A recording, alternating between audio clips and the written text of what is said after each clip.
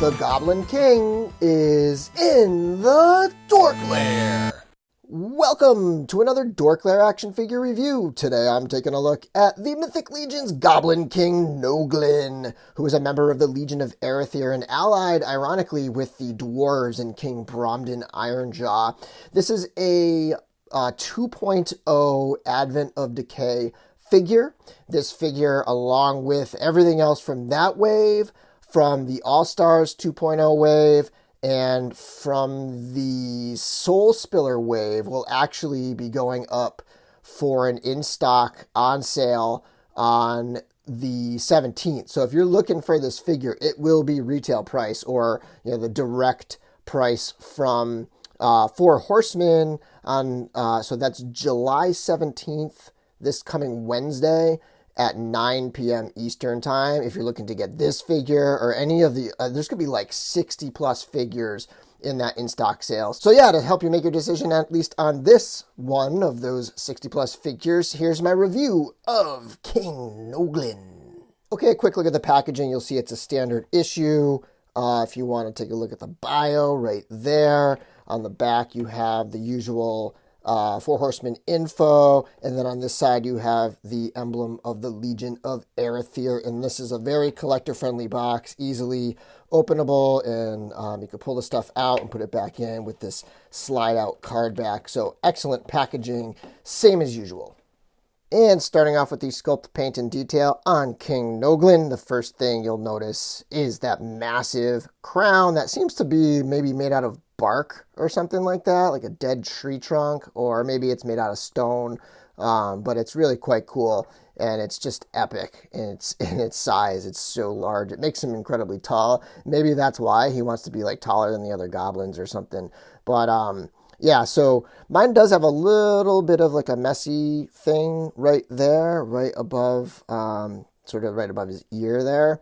But that's just about the only slop I have on there. That almost feels like I couldn't scrape it off. It almost feels like something got scraped already.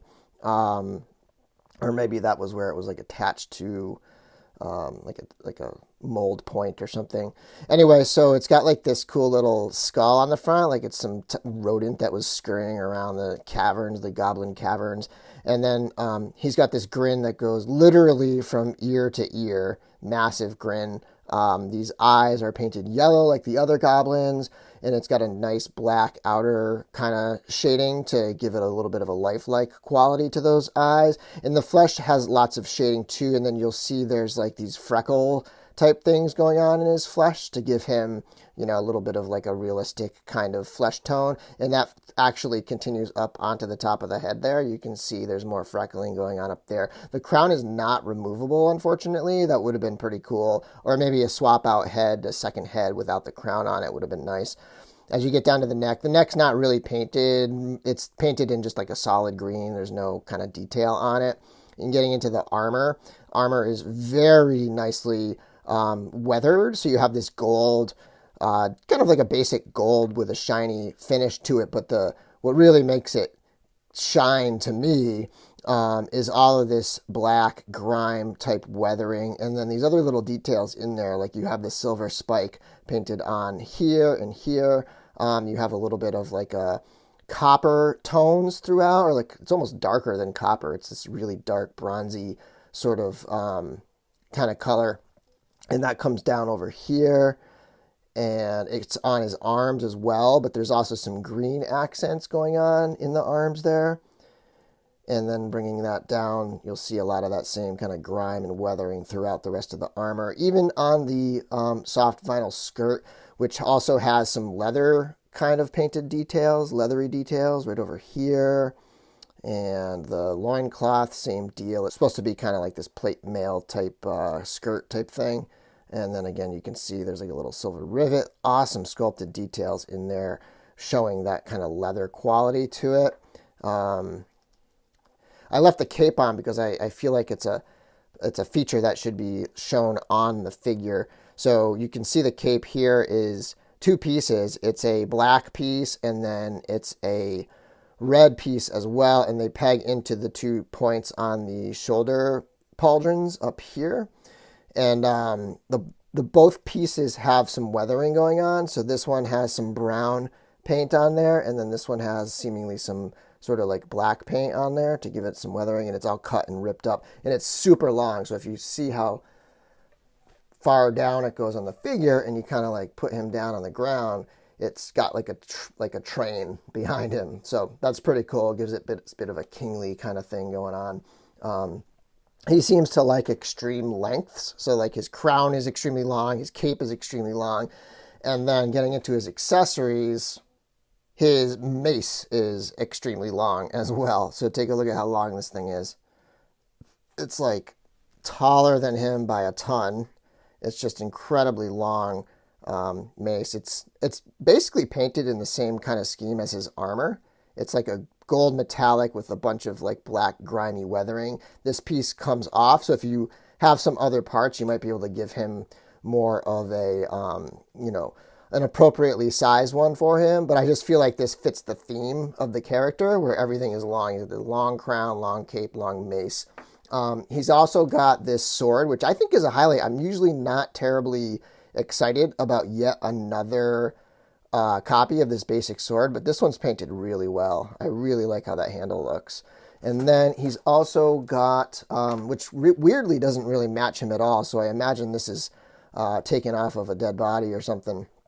You have a curved, almost sort of scimitar-like, tool-like type of blade here. The blade itself feels very goblin-y, but the color scheme doesn't quite match him. So I imagine this belonged to someone else before, but it's got this pretty cool blue and gold handle. And then a couple of the other things. So he comes with, as usual, he comes with the regular strap around his shoulders that can be used also as a belt. And then he's got a knife on here, and the sheath is very nicely detailed. It's got some subtle weathering there in the handle that you can see there. So pretty good. I like these weapons that he comes with. He's very, very nicely detailed. The two shoulder pauldrons are accessories as well. And then the cape, of course, is an accessory. Okay, for some size comparisons, let's put him next to a couple other goblins first. So here is the Goblin Legion builder, and then here is Noobnik the Assassin. And pulling him out of here, a couple other figures in the line. We have a orc, and then we have his ally, King Bromden, so a dwarf and an orc.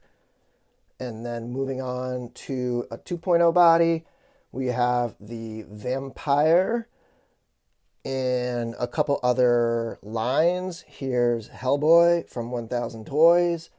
Here is Mezco 112 Collective Thor. And then we also have the Gamorrean Guard, who I feel is a bit of a kindred soul to the goblins. And one more figure. If you want your samurai to battle some goblins, there is the movie realization Captain America.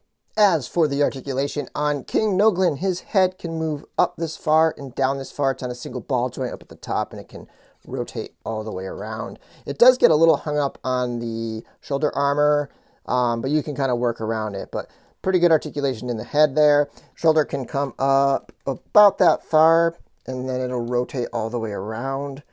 And the elbow joint can come up past 90 degrees, so it's a little better than the 1.0 bodies on these 2.0 arms. And then there's also a swivel above the elbow there, as well as a swivel at the gauntlet.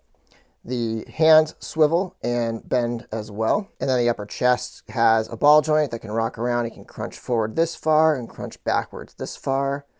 And the waist will also rotate. The leg will kick forward that much. So pretty good articulation in the hips there.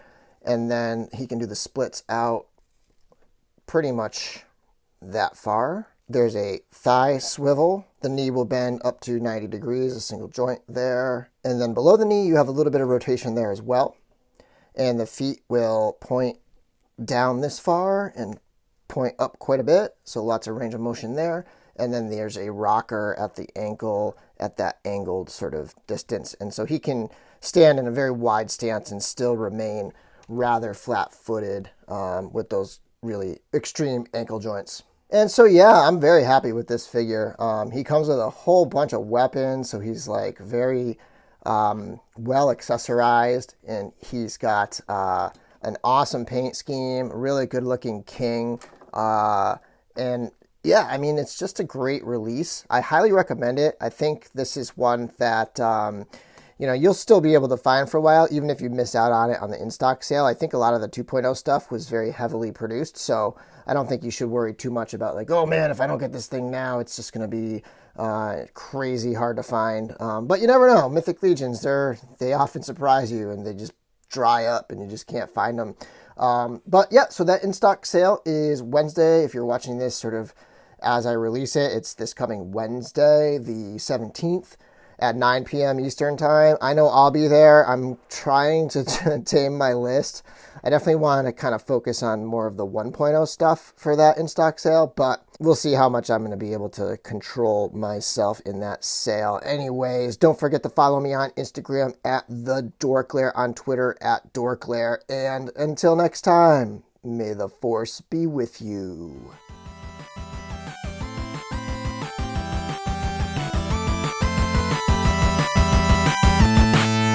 DorkLair!